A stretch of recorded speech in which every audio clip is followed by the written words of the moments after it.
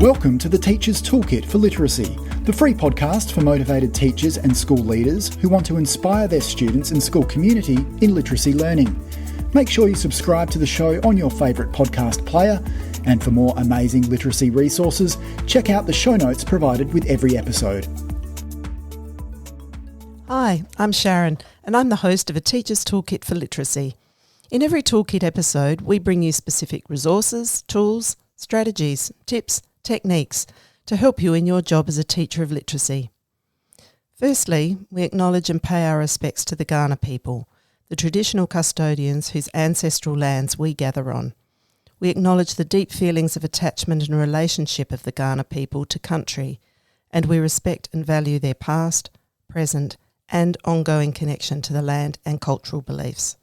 Welcome everyone to the podcast. In every Toolkit episode, we bring you specific resources, tools, strategies, tips, techniques to help you in your job as a teacher of literacy.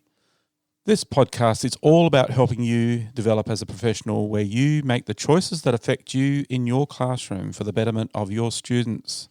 We hope to open some doors for you to make that happen. It's about using the fullness of the Australian curriculum, and might I say, any curriculum in any country. Great teaching can never be packaged into a program. Quality children's literature surrounds our students, but it's also central to our teaching. Reader and writer actions are what we focus on, and having an entry point for every child.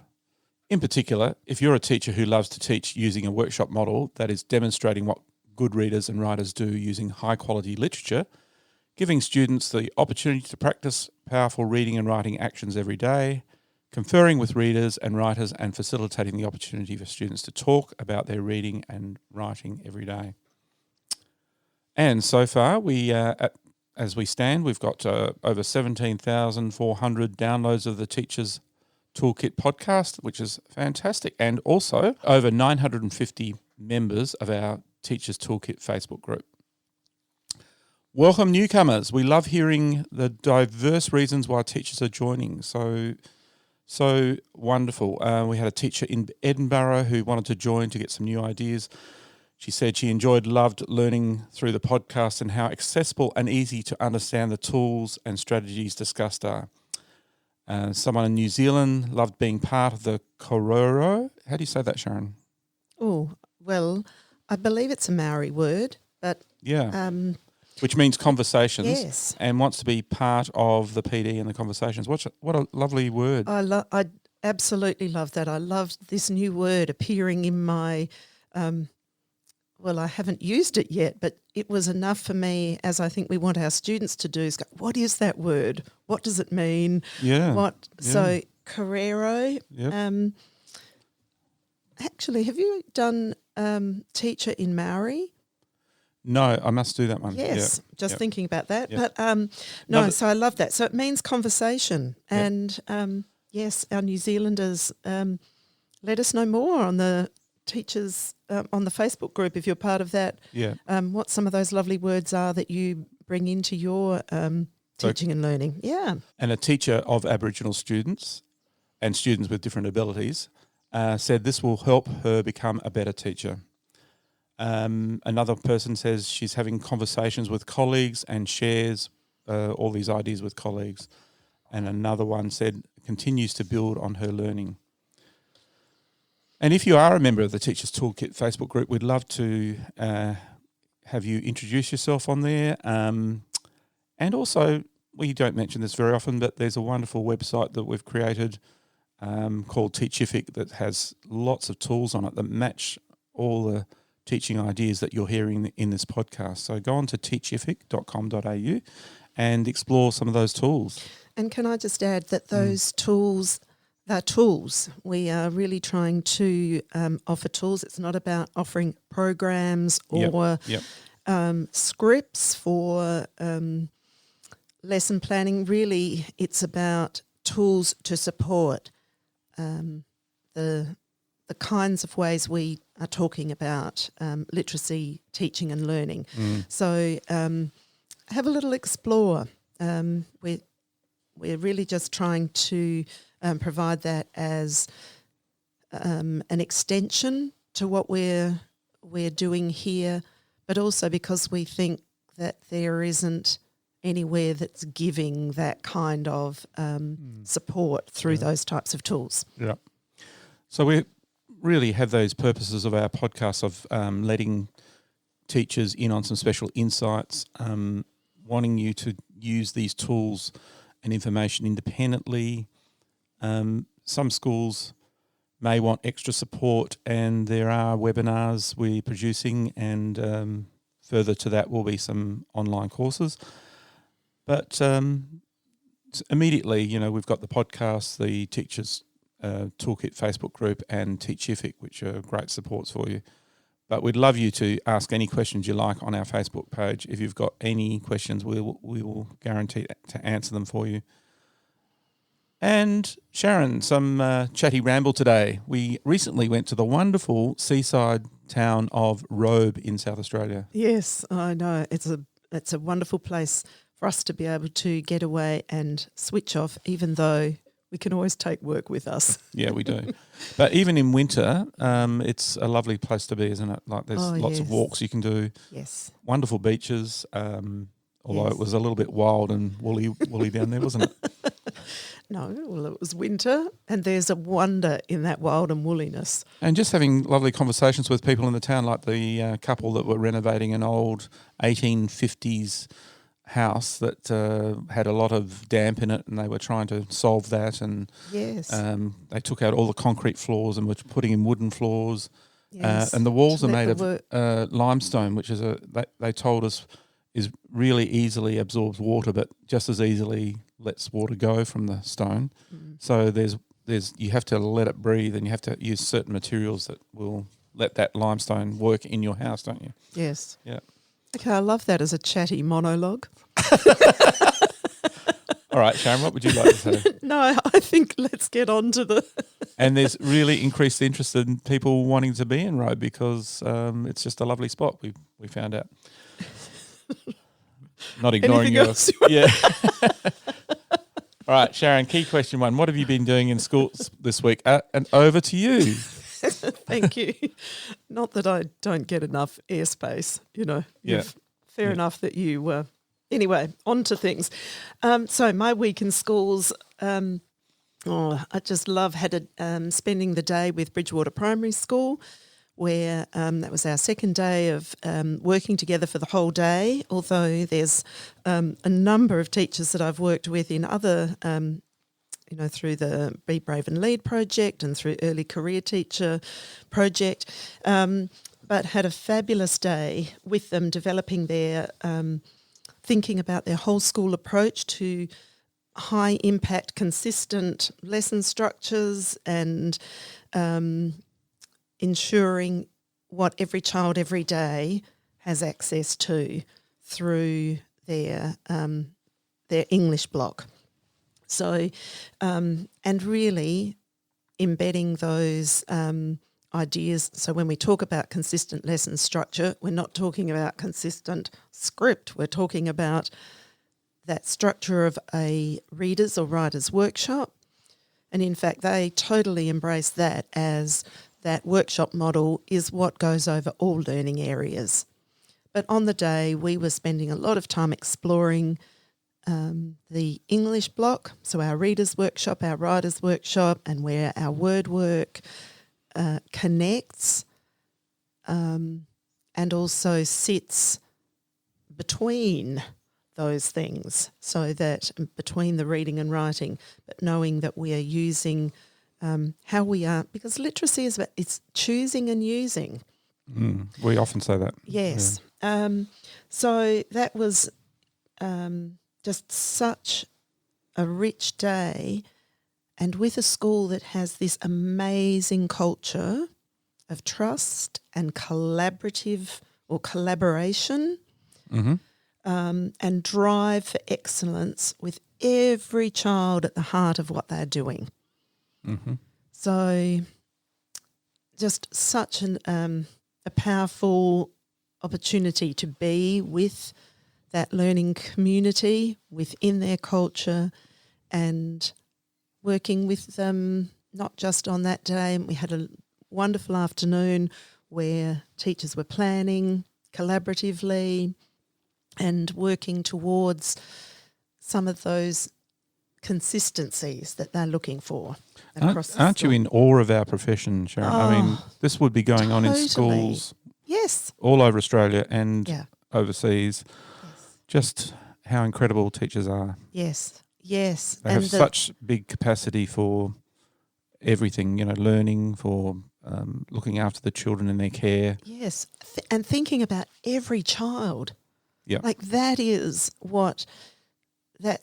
one of the awesome pieces about this. There's never, it's never about, just what we're all going to do. It's about how does everybody have an entry point into that. That's what teachers are thinking all the time, that it's this, and there is this huge capacity drawing on this incredible repertoire of strategies and ideas and tools that they can draw in to find those entry points and to let every student in every day into that learning.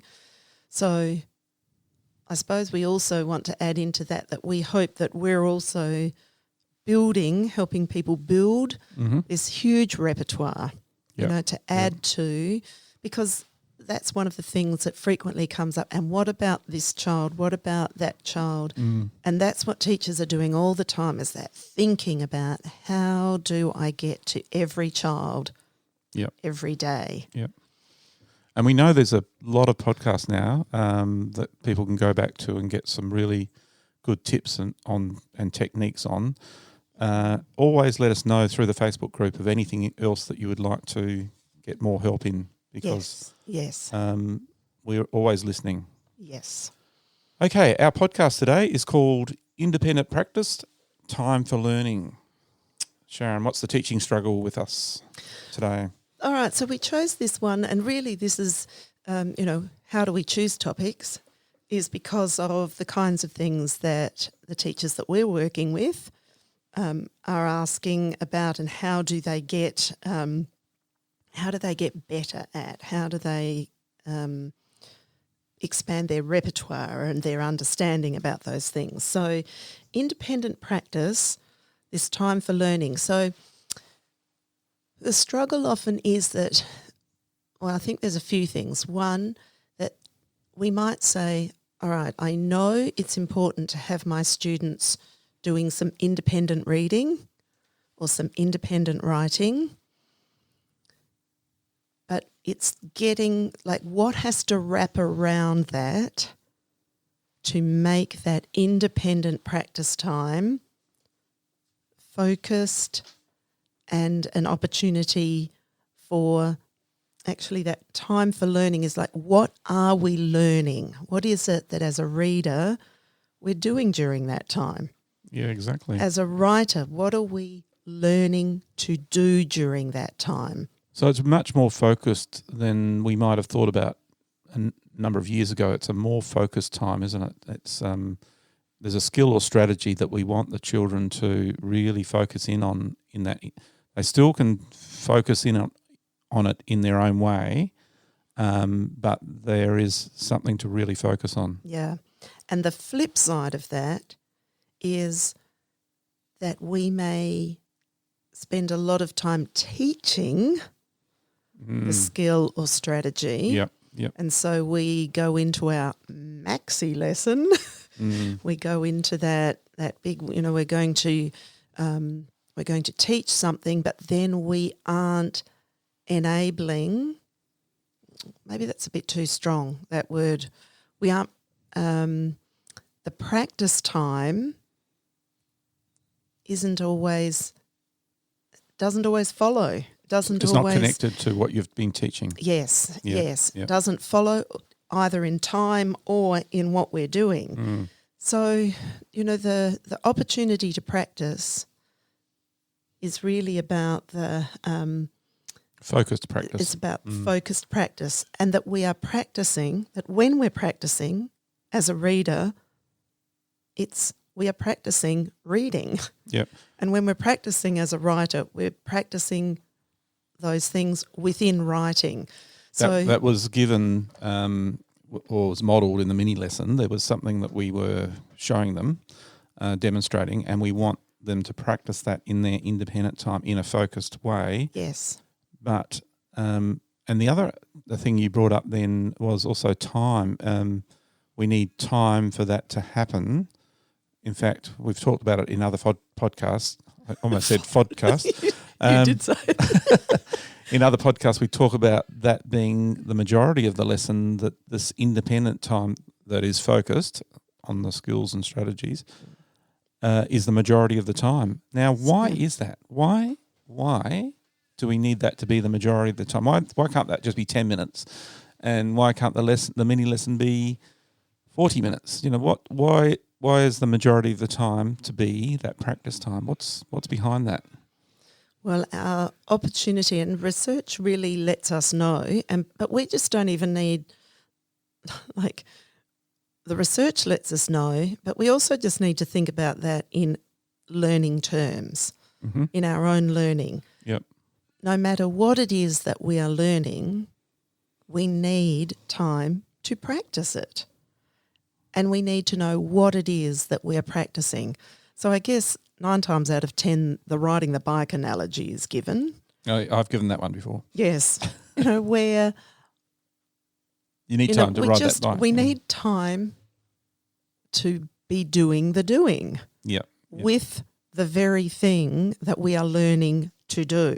And plenty of time to do that so that you can... Because we need to be able to feel, what does that feel like to do it? We need to be able to reflect on that, to go, that's not working, so that we can adjust, so that we can try it again, so that we can work out how it works, not just being told how it works, but feeling it, understanding it, experiencing it, reflecting on it. There's that old saying, we learn by doing. We learn by doing. I remember hearing that many years ago. Yeah.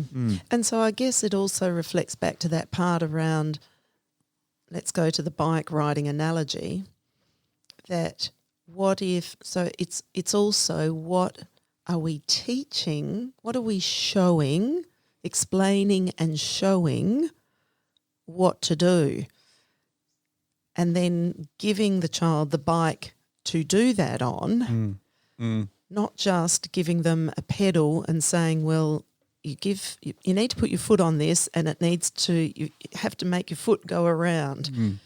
So just giving them the pedal isn't, like, they need the bike.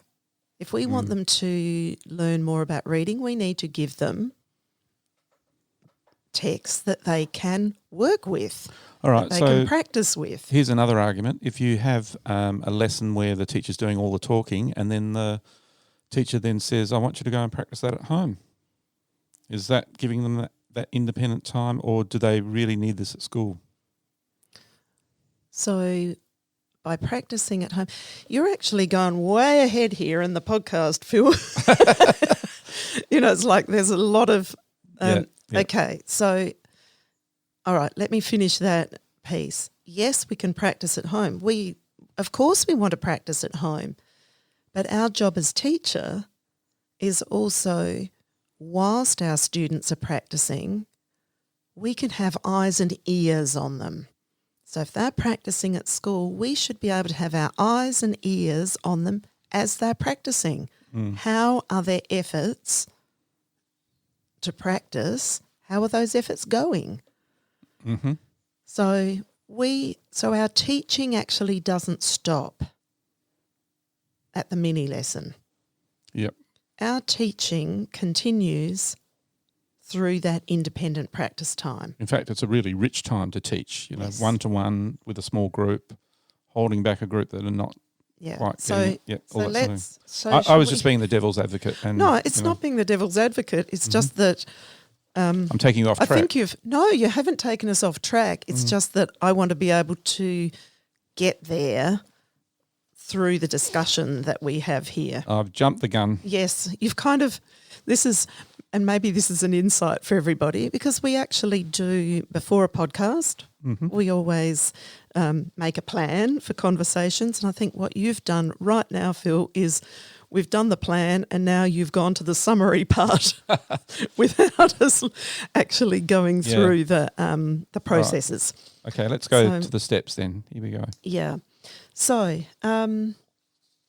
if we want to talk about then, so let's just talk about what is independent practice. And we're always constructing it, of course, within the English block, within literacy. So independent practice in the English block means that we have got time to practice independently our reading, our writing, and the word work that's associated with those things that day. We actually get a chance to practice those things every day, not just once a week, not just every now and then, but every day, because that's what good readers and good writers do. They practice every day. So we know how important it is, as we said, for our own learning, that we need opportunities to practice and authentic practice. So I want to make that distinction now around reading practice isn't doing activities about reading, it's reading. Real reading. Yes. Yep. It's so if our practice, so this is kind of like our little checklist for ourselves, if reading practice is looking like a worksheet, that worksheet might be answering some questions about a book. That isn't comprehension practice. That's not reading practice. Because comprehension is what we do as we are reading. So we want to be thinking about what is it, whatever strategies and skills we are teaching, how do they work as we are reading? Same with writing. How do they work? So our mini lesson is an explanation and demonstration of those things in practice, so that we have got that to take into independent practice. So it's authentic reading and writing. They're the places where we are practicing this. This is what good readers, and so that's where our mini lessons are explanations and demonstrations. If it's a reading mini lesson, we are explaining and demonstrating what we are doing as we are reading text. If I'm doing a writing mini lesson, I'm explaining and demonstrating as I'm writing text. So the mini lesson is all the insight into, and that's where we are the amazing teacher. We have clarity about what strategy skills do our students need as readers and writers to bring into and to practice in their reading and writing today. Good reader and writer actions. So good reader and writer actions. And thanks, Phil, that's that reminder about they're always actions. Yep. So it's what is it that I'm practicing an action. Mm-hmm. And I need it named. What is this action that I'm taking? So that's what's explained and demonstrated. So I can see how that action is working as the good reader or writer action as it's happening, as the teacher's doing that within reading or writing. So I get to see, I now, as a student, I've got my ears and eyes on how that works. So I really see how that action is working. And this is what the power of the mini lesson is, not only that explanation and demonstration, but it's that opportunity for students right there, that whole class, right there and then, because it's an action being demonstrated, I actually get to start my practice in the mini lesson. Because as I'm seeing it happening, my teacher is encouraging me to be practicing along with me. What thinking am I doing? What do I need to be doing? So if I'm reading something and I've demonstrated the action, so this is the thinking, because this is what I'm doing as a reader. And so I should be allowing students to actually start practicing with me. Out loud? Sometimes? Depends. Depends what it is. Yep. So, but it's that opportunity to practice, to start the practice. Yep. With. So when we talk about that gradual release of responsibility, the demonstration and explanation too, but I want to draw students into the with already. So that's where a shared book text or a read aloud are so critical in this. Yes. As the tools that allow that to happen. That's right. So if I'm teaching a strategy where I need, let's say I'm looking at a strategy that is, let's say it's a word decoding strategy, then I want some shared text. I want to be able to see, I want everyone to have eyes on that text so that as we keep going, they can practice doing that as they see the text.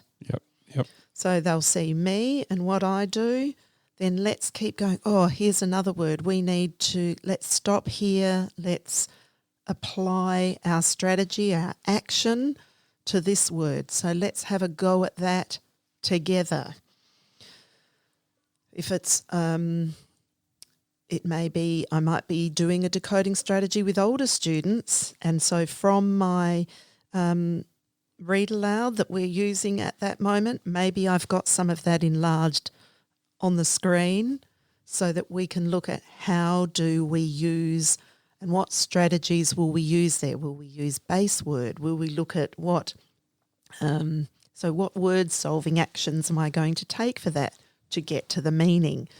So any of these things become, what I wanted to just catch before I lose it is any of these things that I'm teaching, any skills and strategies that I'm teaching, I'm usually beginning that mini lesson by saying, I have noticed.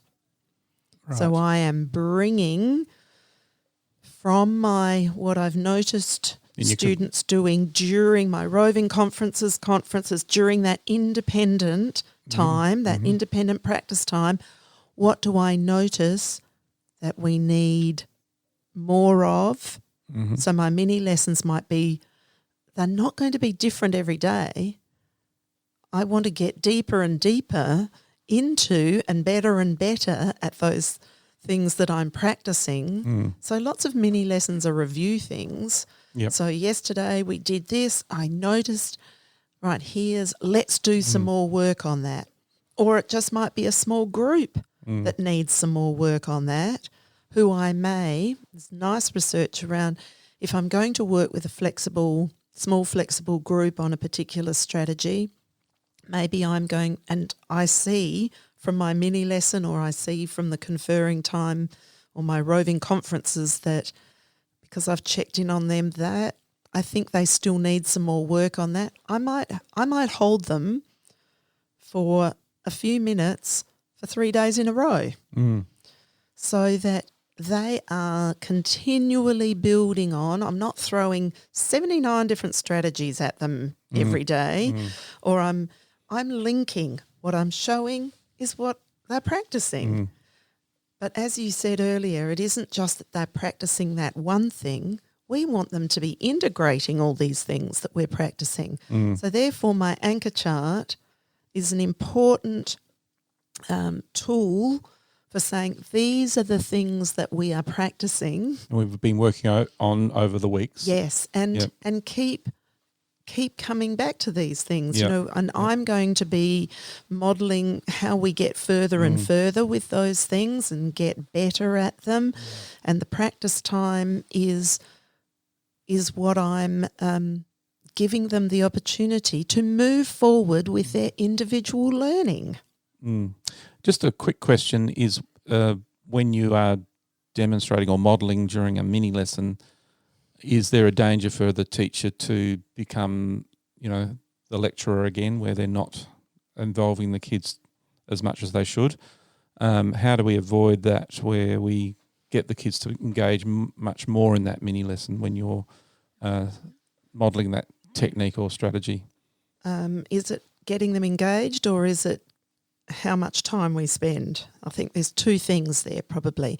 How do we I'll do the engagement piece first. Mm-hmm. That's part of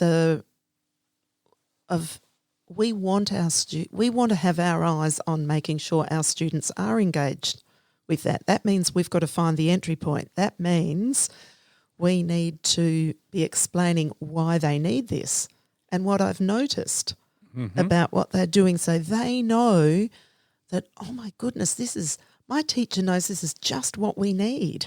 Yep. So that's part of the engagement, and part of the engagement also is that there is a connection here. What we're learning in this mini lesson is what I'm going to go off and practice. This is setting me up for success. Yep. So that connection's really important. Purpose. That purpose and that opportunity to, like if I do a mini lesson and then they don't get to do anything with that, what's the point of the mini lesson? Well, I'm not saying it wasn't a good mini lesson, but we need it to spill into an opportunity to try that out and to try out more with that than we've done before. If it's review day, so it's not everyday new thing. This is getting better. And how do I use that strategy not just in one type of text, but in lots of different types of texts? How does that spill into, there's my anchor chart, how do I use that later in the day when we're reading our information texts? Yep. How do I use that strategy to do that work? Yep. So that they're seeing that this is what good readers are doing. I'm teaching it and giving time for practice, so to choose and use during that English block or during that workshop model, that reader's workshop or that writer's workshop. And I've talked very little about writing at the moment, but if I see actually, let me just come back to that, because the other question you asked was, what if it turns into a maxi lesson? Yeah, well, more of even if it was a short lesson, and the teacher is doing more of a lecture in that modelling rather than involving the kids. Yeah, good point. That is, yes, we want students engaging in the process, interacting with us. Yeah, so it isn't just us. But this will be a good connection for me to just talk about writing at the moment. So what we sometimes find ourselves doing in modelling some writing is that we might let that mini lesson turn into a maxi lesson where we say, well, let's jointly construct this piece of writing. And sometimes that we have jointly constructing is a strategy, is a with strategy, just for a bit there. Where am I letting them go to practice that independently? So if we have constructed something together, I don't want to keep that visible.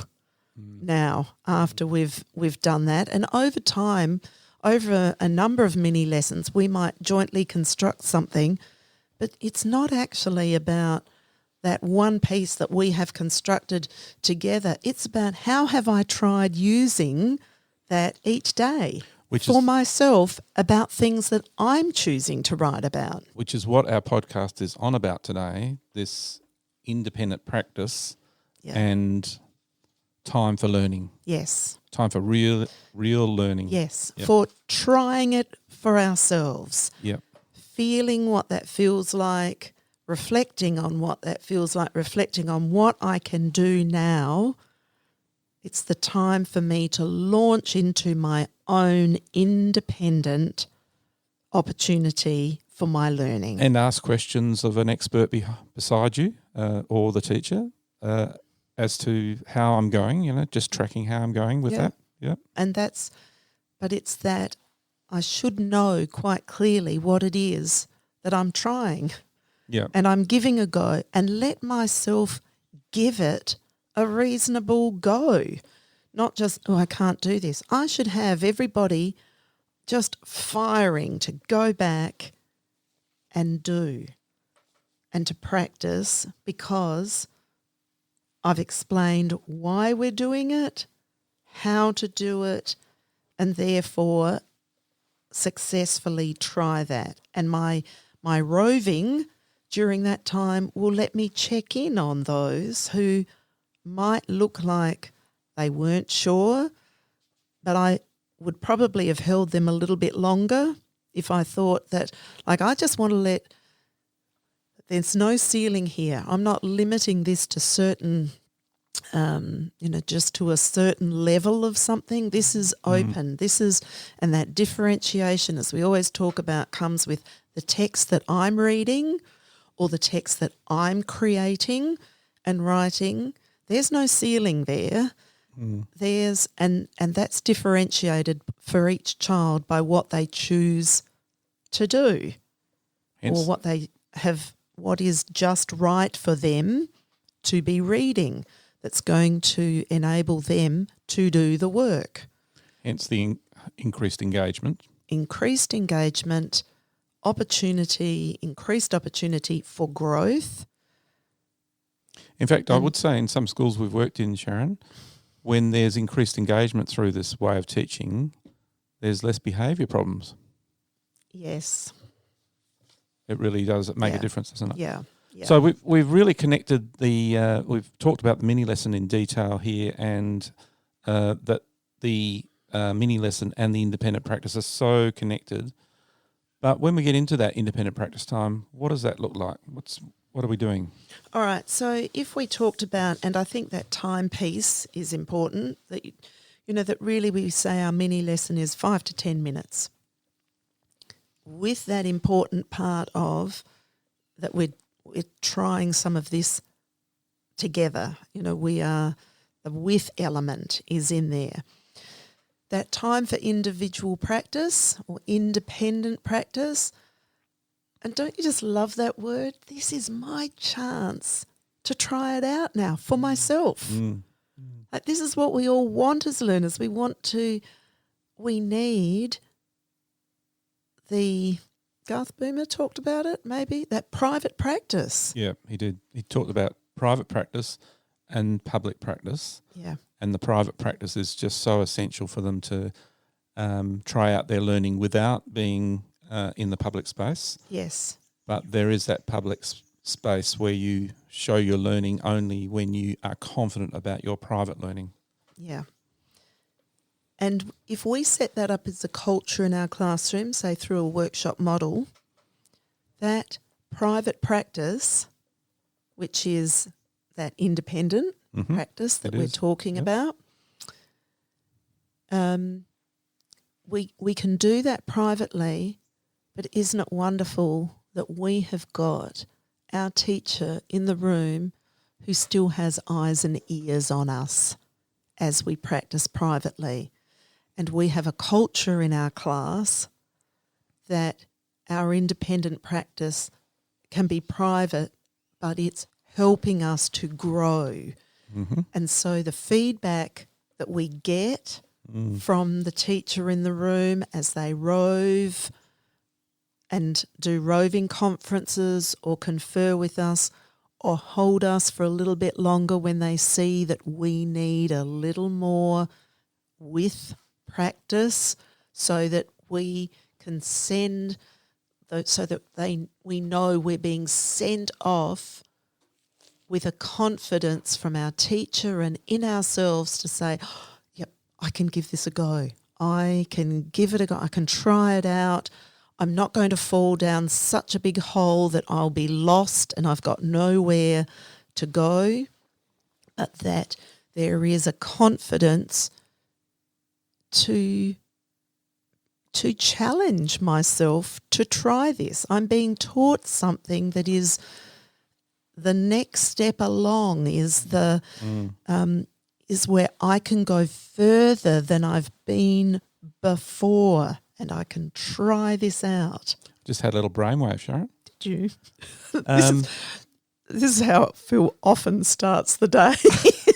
And I promise not to jump ahead too much, but I'm thinking that with the child having their private practice during that independent practice time, they're actually choosing how much public practice they want to do during that private practice time, because if they read something out to the teacher or to a little group, they're trying out their practice before they actually are confident enough to show it publicly to a whole group or a bigger group. Yeah. I'm just saying that it's a nurturing ground for taking something from when they're just doing it on their own to gradually when they would like to.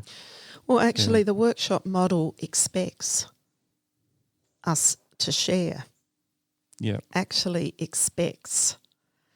And so we will have children choosing not to feel that their private practice is ready for sharing. Mm-hmm. We'll have children who'll choose that till the end for all year, if that is, but it's actually important to share. And that's where within a workshop model, that opportunity and that expectation that there will be a sharing session where we reflect and share how we can share whatever it is that we learnt. Like, that's the key to it. We are sharing what we discovered, what we now know as a learner, and we just should have so much confidence in that. So sharing isn't about right and wrong answers. No. Sharing is about what can I now do? What have I discovered? What have I noticed? What have I wondered? What can I do that I couldn't do before? And what I was talking about before I was interrupted, no, I'm just kidding, was the confidence of the child. Really, we talk about turn and tell, where they can share with one person, and we would expect them to share with one other. But if they are nervous about sharing with a bigger group, we let them choose that, don't we? If they want to just do it in turn and tell, that's fine. Yes, and turn and tell is really just an opportunity for everybody to have an opportunity to share. Yeah. Because we can't always have everybody sharing to the whole class every day. No, but would your expectation be that they do at some stage share with the whole class, or there are some students that would prefer to just share with one other or two others? What would you say? Well, that's not my decision. That's you in the classroom. That's Or what would you do? In the classroom? So what I'm saying here is sharing is important, and how to make that work is based on, like, I love a teacher sharing with us about how her turn and tell doesn't just happen at seats. She brings them back together as the whole class, and on the floor they turn and tell on the floor. Now, how we use any of those sharing strategies, it's all about making it work. Yeah, because your particular students, there may be, because I'm just thinking of a class I had a few years ago where there was definitely a couple of them that I would just make their sharing be with turn and tell with another student and not with a bigger group until they had gained more confidence. Yeah. So I guess it's just adjusting to your particular group of students, isn't it? Yes, I don't want anyone to think that there is a locked-in way of it can only be done this way or that way. Yep. We're always on about how can this best work. Yep. But here is an example of, and I'll talk about this one as like when I'm using quick writes with students, mm-hmm. and we're trying out lots of different things.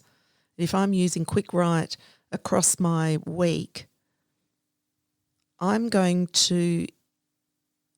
like to have every child across a week sharing something out that they've done. Okay. Because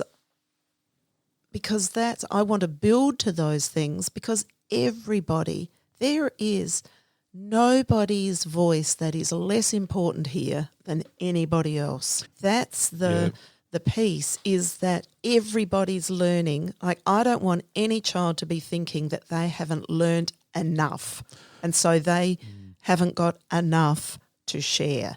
And I would say really what would help in all this, the workshop model, working in the classroom, is to really build up that safe culture, that real strong learning culture where everyone feels like it is safe to say something. Not only is it safe, this is how we work. This is how, as a class, we share, we learn from each other.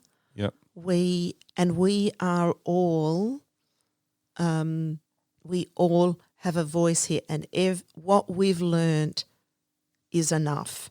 You know, that it's, you know, how we share back to what it is that we're. Yeah, that's good. The other connection I'm making here, Sharon, is that everything we're talking about today, the mini lesson, the independent practice, and then the share, everything is so connected. You know, we've started to now talk a lot about the sharing session.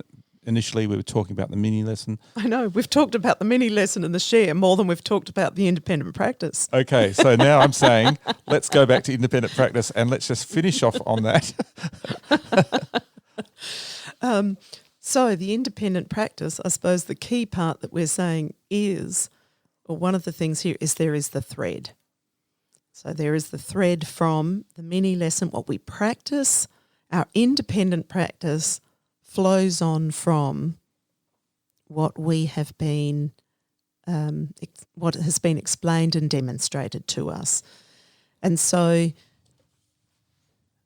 I often talk about independent practice is at its most effective and successful when it is wrapped with that mini lesson and the share. And whilst it is the biggest chunk of that time, that practice time, it is its most powerful when it is totally connected to that explanation and demonstration and that opportunity to reflect on my own independent practice, even if I'm not sharing that out loud, even if I've just written a little reflection of my own learning that day, caught in my writer's notebook or my reader's notebook, about this is what I can now do. This is about not just teachers knowing what students have practiced and achieved, but the student themselves being completely aware of what they have done as a good reader or good writer that day, and how they've...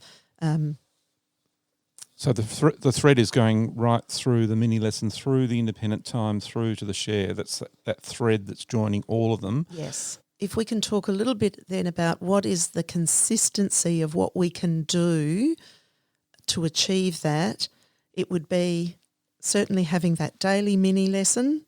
Mm-hmm.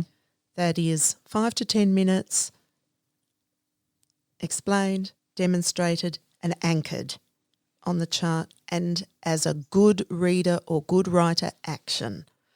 So what we're demonstrating and explaining is an action, and an action that we are getting ready to take. So we are highly intentional of what we're choosing to explain and demonstrate because we've noticed what it is that our students need as readers and writers. So it's an intentional action that we are giving them. And then that independent practice time follows immediately from that. So we are now moving into a nice block of 20, 25 minutes of independent practice, reading, writing. I will say in a reception or our first year foundation class that we might have mini lesson, independent practice, share, mini lesson, independent practice, share more than once in around reading. We might have, they're much shorter slots of time, so it might be a 5-minute mini lesson, 10 minutes independent practice and share, and then we have another mini lesson practice share. So that, but it's that structure of the mini lesson of the workshop model that allows us to know what to practice and then have a go at practicing it before we reflect on it. And when we're having a go in that independent time, the whole class is independently working at that strategy or skill. Yes.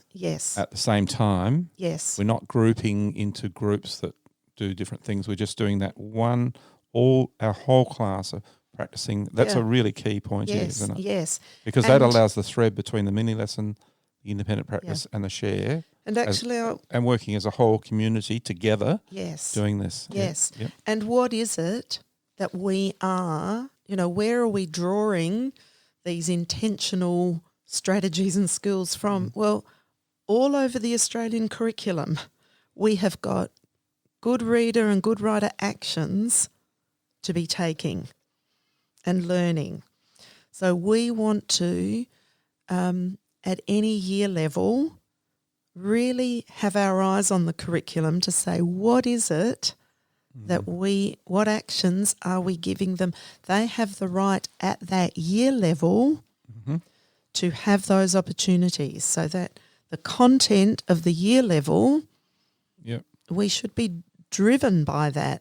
And a supporting resource for that, folks, is the Fountas of Burnell Continuum of Literacy Learning, the book that comes with all those skills for every grade level. Well, behaviours and understandings to notice. It's a great resource. They're really all of our more defined good reader, good writer, good word worker actions. Yep. I'll put that in the show notes, that one. Yes, yes. And it links, as the teachers that I've been working with in the projects know that, that there is just complete alignment between the curriculum and the behaviours and understandings that we want students, and so it gives us a good place to find more of the detail of what we can be teaching. But we should have eyes on the curriculum. I'm just thinking in particular about things like,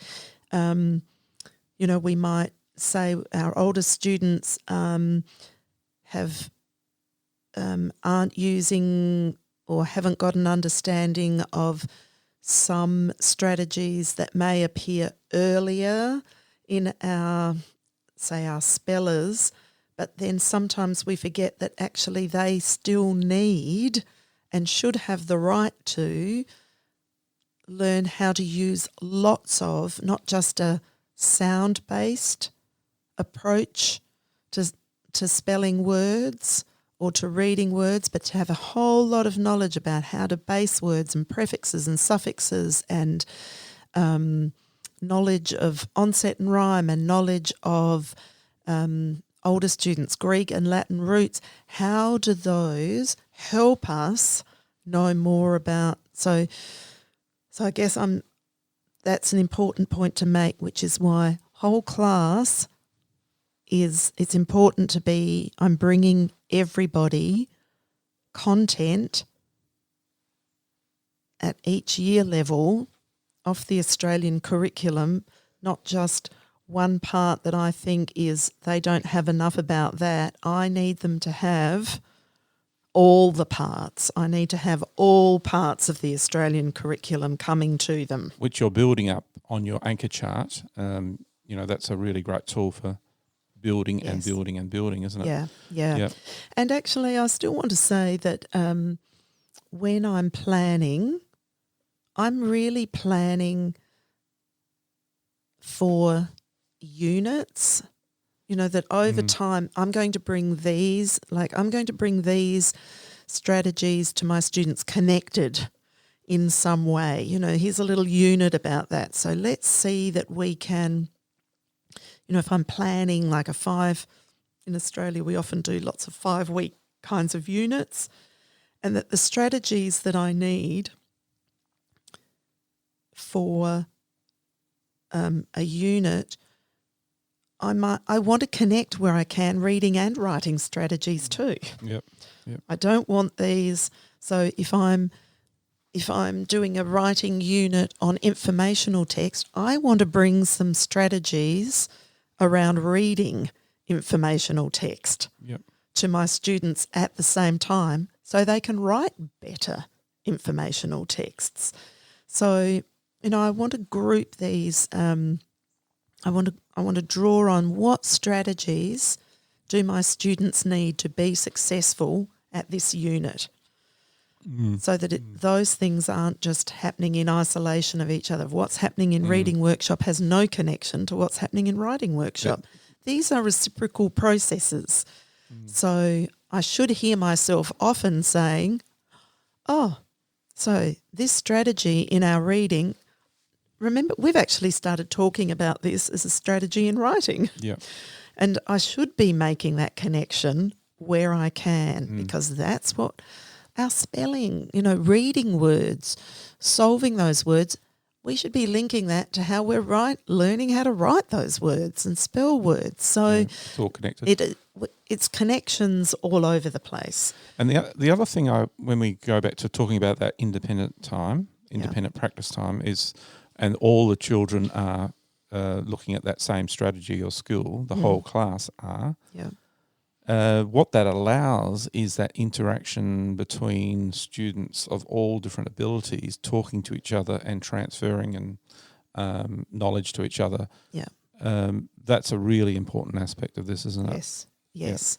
Yeah. And don't you just love it all the more when you hear students, this is what really opens up, we're all not going to have the same learning outcome, and neither should we. We're all at different starting points. We're all at different places. We're all this is what is allowing students to, wherever they are, to take their learning further. And so I love it then, especially in the share of where the things students have discovered about themselves as learners, or how this strategy works in this situation or that situation, or here or there, or, the richness of all of that. Like, we just can't think that we are the only holders of the information. No, and when a teacher is roving in that independent time, they're picking up on a lot of this that's happening. Yes. Also working one-to-one with students. But this is a prime time, isn't it, for the teacher to be in that independent practice time? To check in, to give feedback on the spot, to get them, there's a confusion right there. Right now, I'm doing another mini lesson. Yeah. Okay, that's not working for you right here. Let's try this. And right there and then, we're at a new place for that child. Yep. They've got something. So the especially during a writing workshop, I find that I may have multiple, just where everybody is, I might have multiple sharing sessions during the independent time, because I'm seeing, Phil, look at what Phil, can we just share what you've done there?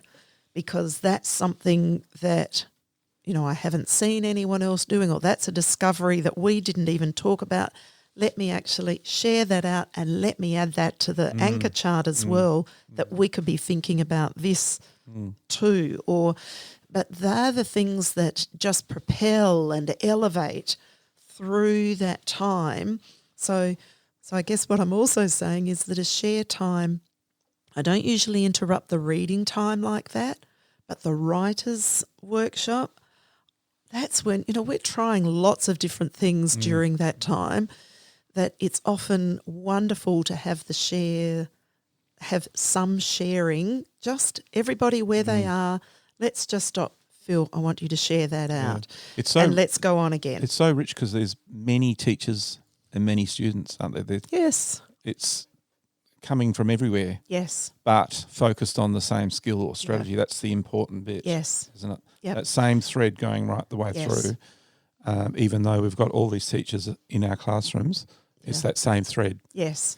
And it's wonderful to be able to say to a child, oh, I see what you have done there as a writer. Yep. Can you share what you were trying to do with everybody? Yeah, yeah. And for them to be able to articulate that, it's the same question. Share what you were trying to do today as a reader or a writer, and how did that work? And there's a whole lot of comprehension and learning that goes on just by you telling others what you've learnt. Yes, Isn't yes. Great. How can I know what I think until I hear what I say? Fantastic. So, well, I think there's been a lot of gold in our podcast today. You just Shane. had me speechless there for a moment. I couldn't even think what to say next. But yes. A lot of gold people can go back to, I think. It's a lot of things we've talked about that are going on in this lesson that and we really encourage people, if you're trying these things for the first time, to not get disheartened if things go topsy-turvy.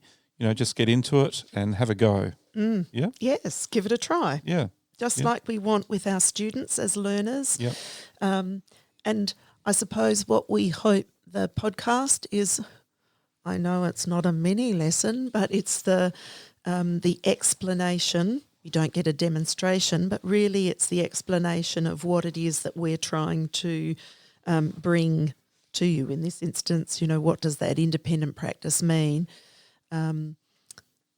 But sort of trying to make that connection that the mini lesson is what this is doing, and the independent practice is what you do with this after listening. What can you adjust or modify or try or fine tune from this. So today, I guess we inadvertently have really talked about the timeless T's because they're all within what we've been talking about. But one of the biggest timeless T's we've probably focused on today is time for learning. Yes. Yeah, it's really a critical one. Yeah.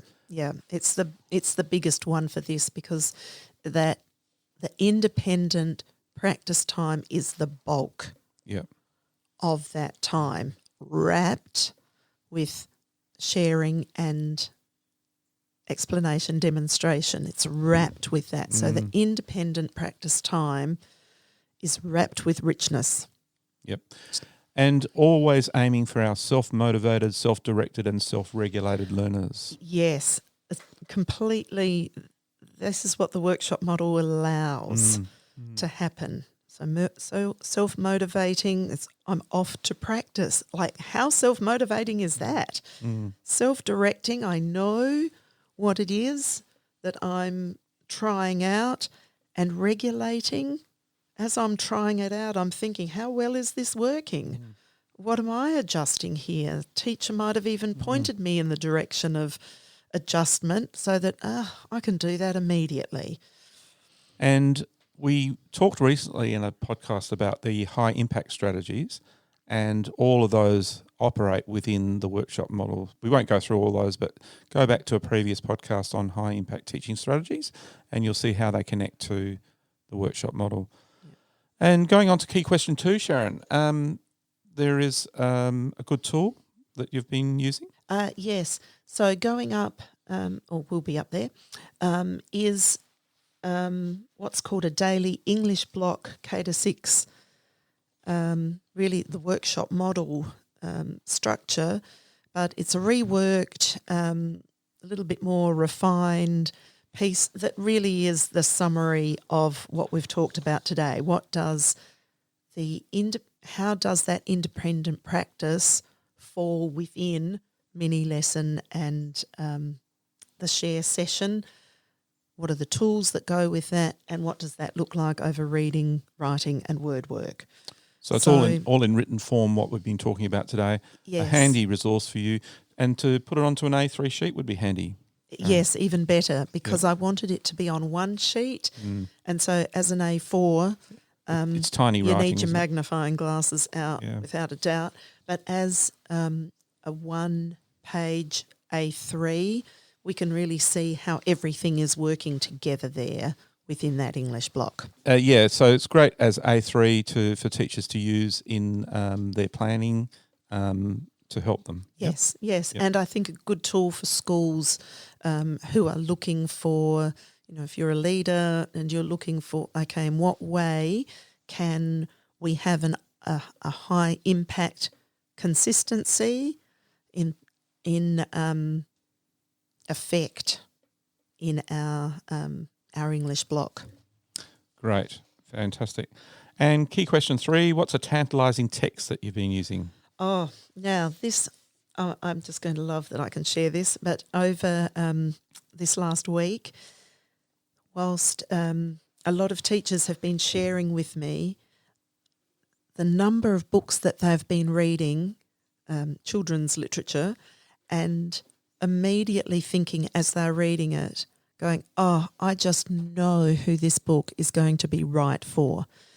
So I love all of the stories that have been shared with me about the expansion of tantalising texts that teachers themselves are reading, and really knowing how they can be, as Aidan Chambers talks about in his, what he calls the reading circle, where he's got in the middle of it the enabling adult, and how we use, how the enabling adult can absolutely help students with their book selection. And so as teachers, we need to read and be aware of a lot of books and good literature to know who we can point those texts in the direction of. And I will say with the teachers that I've been working with who've also said that for every child that is sharing out the books that they've been reading, and for that to be recommendations for others in the class to go, oh, can I please have that book after you? Can I? And the power of the classroom library then from another teacher who said once those books are housed there and students can know, oh, and here it is. I know so-and-so read that. Here it is on the shelf. I can collect that. Or it doesn't even hit the shelf. It's just gone straight from the hands of one child to the next. So the idea of tantalising texts isn't just in the domain of me telling you titles.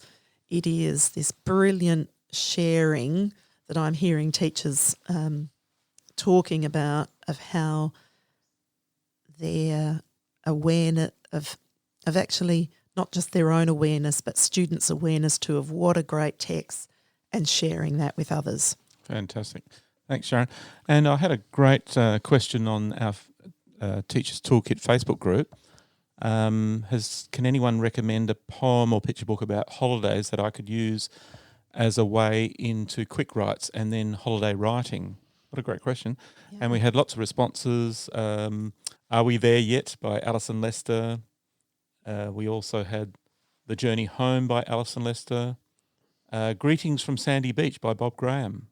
So some great books there. Yeah, so the point being that we're all looking for tantalising text to be able to use, and the Teachers Toolkit Facebook group, if you're ever looking for things, put the question there. Put the question there, because we've got a whole community to build on, to draw on here. So looking for tantalising texts. I know Giselle, shout out to Giselle as always. I know she contributed books there. We don't want to burn out these people, but I'm just saying, looking for tantalising texts.